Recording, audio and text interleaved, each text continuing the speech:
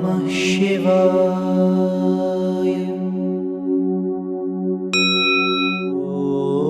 Om Namah Shivaya.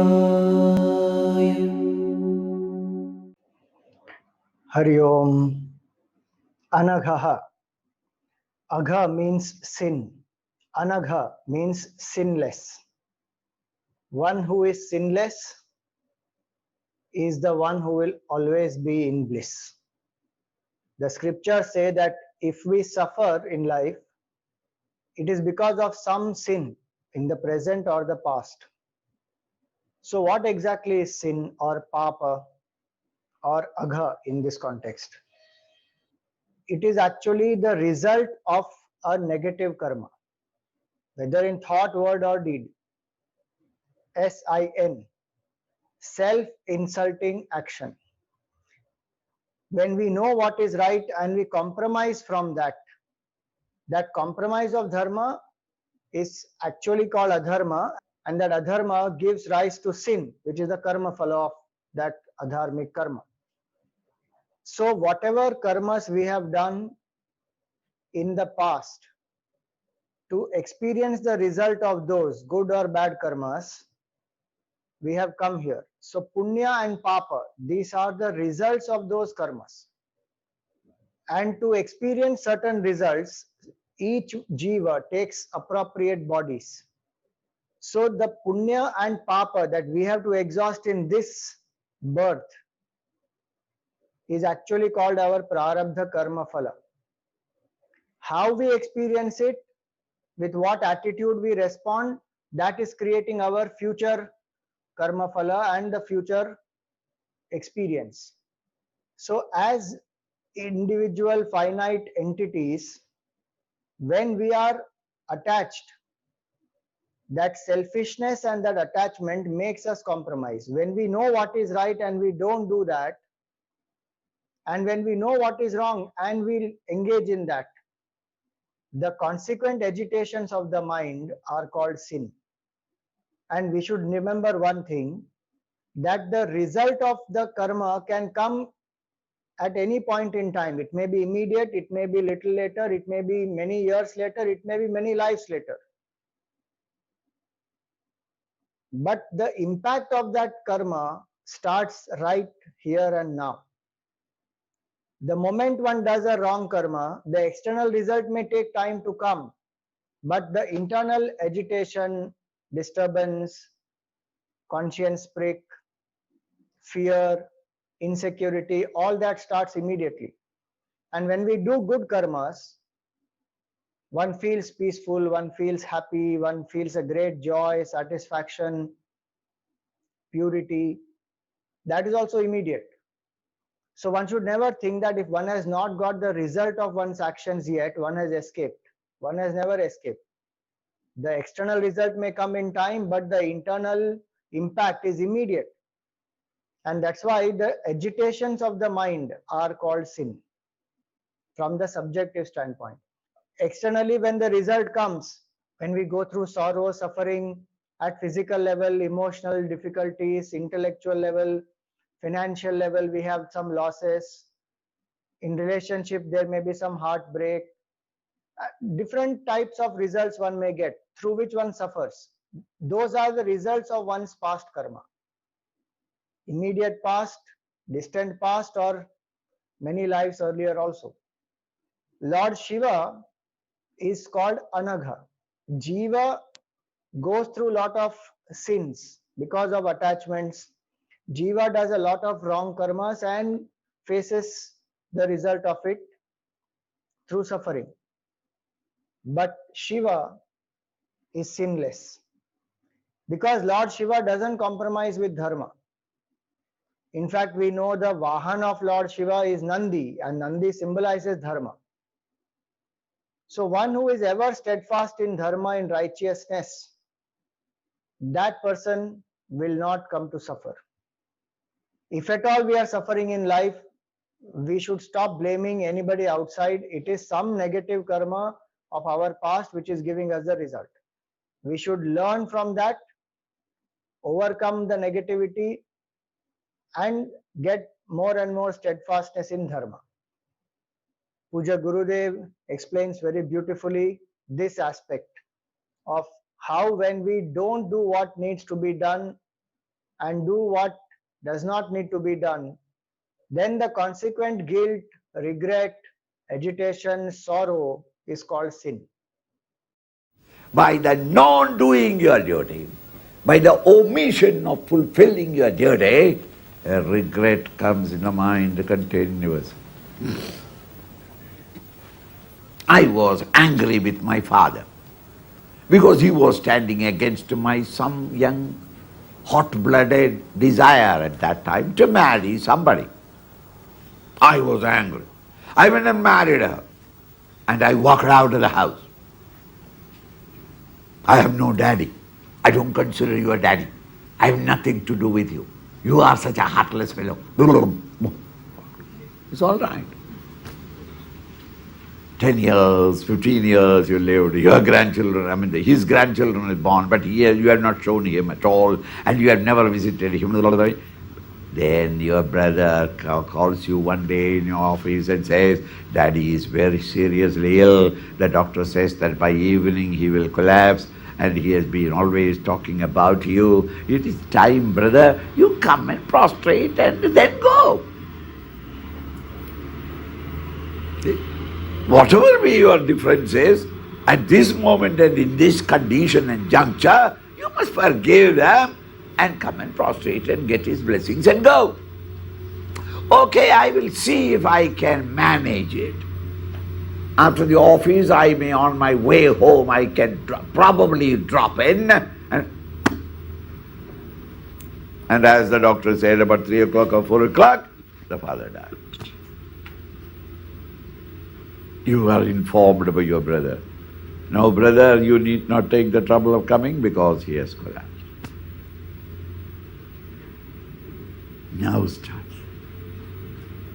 I should have gone there. If suppose my son were to behave that way, how painful it would be. I should have gone. The old man was, after all, he was talking about him for him because of his love for me. And he was afraid that I was making a mistake.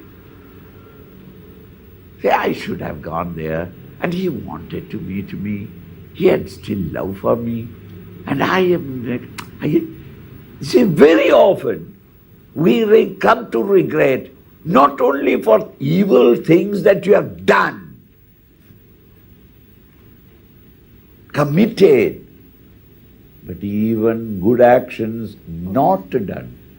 By omission also, you can come to regret all the time. Such impressions in our mind, which brings about mental agitations at all times, they are called sins, papa. Going further, what is it that makes us compromise from dharma? It is a strong sense of doership.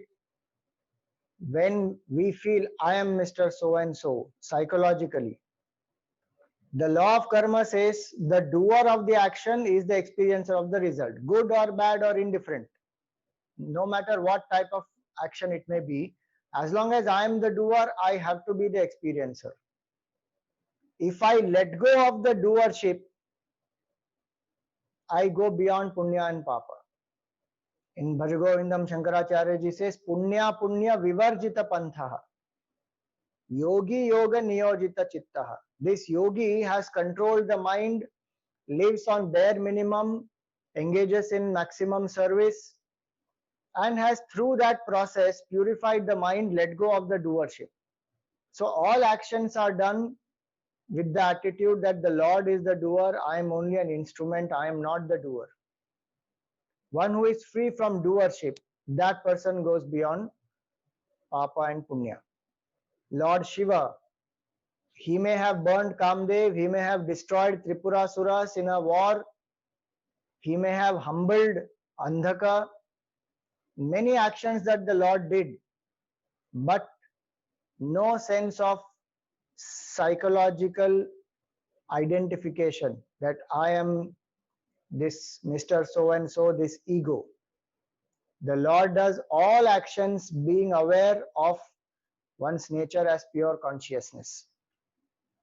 Hence, in the Gita, it is said, Yasya naham krito bhavaha buddhi yasya na lipyate hatvapi sa iman lokan nahanti na nibadhyate.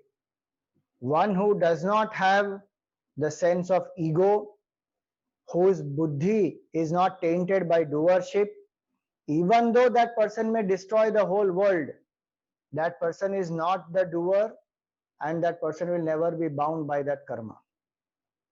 Now, please remember, this is not an informative knowledge that I may go around destroying things saying, I am not the doer, I am not the doer. One abides in this intuitive understanding. There is deep purity of mind and abidance in self-knowledge, which is what is indicated here. Shiva means that Ahankar and Karta Bhav are a Shiva. They lead us to Punya and Papa and consequent cycle of birth and death. Shiva means one who has gone beyond these, one who abides in the state of non-doership, will never be bound by any type of karma that one does. So this is not an excuse for anyone to just do whatever one feels like doing. This is the description of the highest state of non-doership. Now this doership arises because of what? Because of body identification. The original sin is not to know who am I and to think that I am the BMI, body, mind and intellect. That false identification is the first sin that all of us engage in. And until that is not removed, and how will that be removed? Only through knowledge of the self. Ignorance of the self goes by knowledge of the self. So when one destroys the ignorance of the self through steady contemplation, that contemplative mind is Lord Shiva, and that knowledge in which one abides, that consciousness also is Lord Shiva. Because law of karma says karma is equal to action done with the BMI plus intention plus doership. Intention determines whether that action is good or bad, and consequently punya or papa will be the result. And doership determines to whom does that result belong.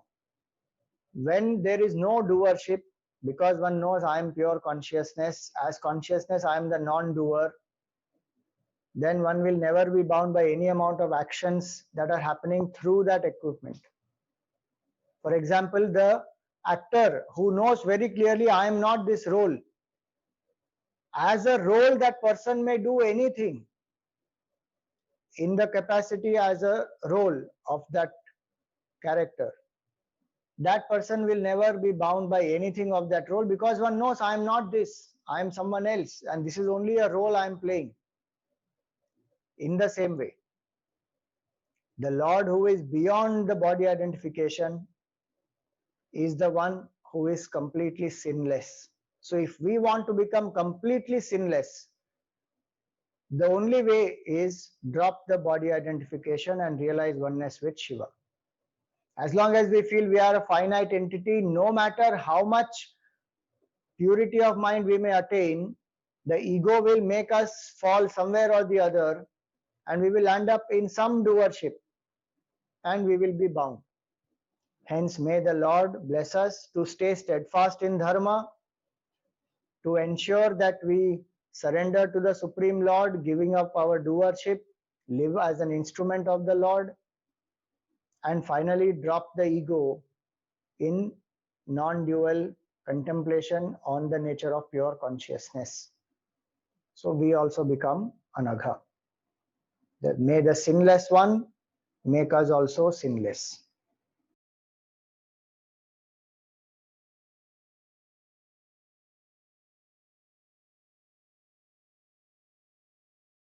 Om Namah Shivaya.